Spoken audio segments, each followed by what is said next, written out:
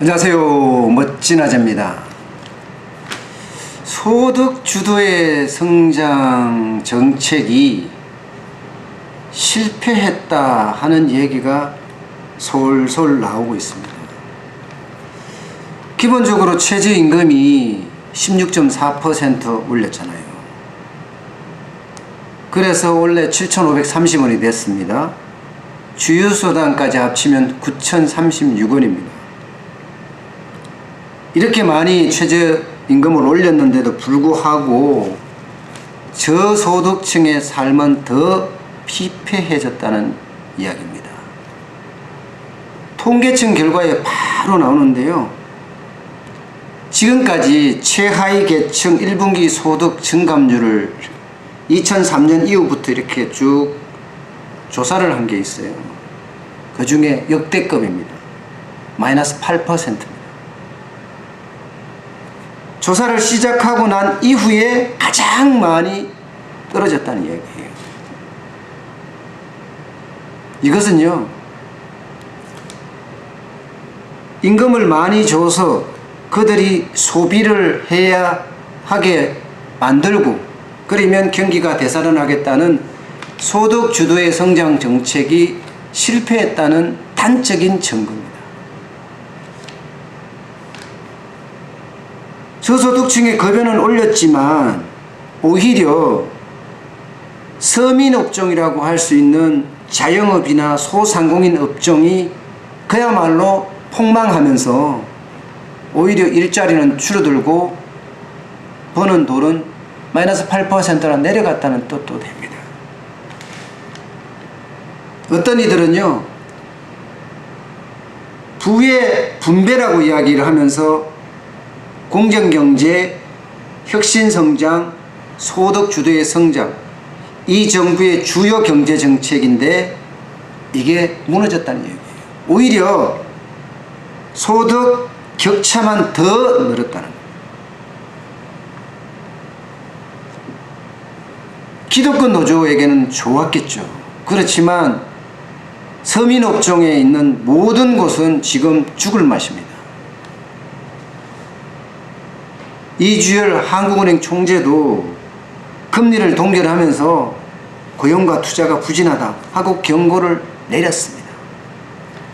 그런데 정부는 굉장히 안일하게 인식하고 있는 것 같아요. 기본적으로 청와대 장하성 정책실장은요, 최저임금 인상이 절대로 고용에 영향이 없다. 그것도 분명이라는 단서까지 달았습니다. 홍장표 수석, 경제수석이죠. 여기가 이제 소득 주도의 성장 정책을 입안한 장본인인데 지금은 아니지만 중장기적으로 고용 개선이 가능하다 이렇게 이야기를 했거든요. 그럼 지금 자영업자 소상공인은 다 무너지고요. 중소기업은요. 대기업도 어려워요. 수출에 대한 가격이 올라가기 때문에 수출 경쟁력이 그만큼 떨어질 수 있다는 이야기예요. 그나마 김동연 경제부총리만이 경험적으로 봤을 때 최저임금 인상이 영향이 있다 이렇게 본 거예요. 그나마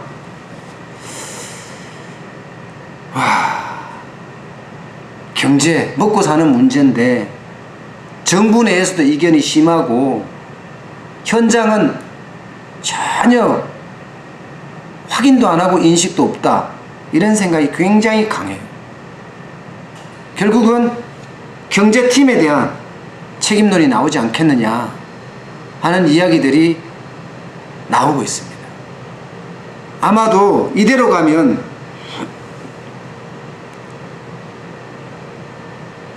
소득 주도의 성장 정책이 맞을 수는 있지만 너무 과격하고 급격하게 밀어붙이다 보니까 악소리가 난 거예요. 현장에서. 그렇게 보는 게 전문가들의 일반적인 시각입니다. 첫 단추를 잘못 꼈어요. 이제는 경제는 심리라고 하는데 그 심리에 손상이 가기 시작한 거예요. 그렇다면 뭔가 방향 전환이 필요하지 않나.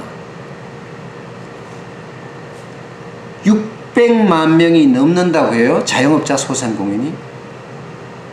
중소기업만 하더라도 10만, 20만 엄청납니다.